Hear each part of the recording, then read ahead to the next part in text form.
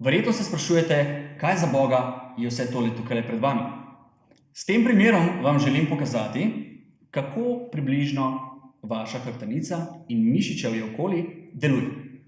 Torej, če je tole vaša hrbtenica in so tole mišice, veste, da mišice so tiste, ki povzročajo oziroma vam omogočajo stabilnost hrbtenice. Če ne bi bilo teh mišic, tudi ta palica oziroma hrbtenica ne bi stala pokonci. Kaj je pomembno za vas? Pomembno je, da vse te mišične strukture so v ravnovesju. Torej, da ne bo katera od teh mišic premočna ali pa spet druga prešibka. Da ne bo nekatera mišica vlekla preveč, druga manj. Da ne bo preveč kompresije, torej tudi mišična tenzija ne sme biti prevelika.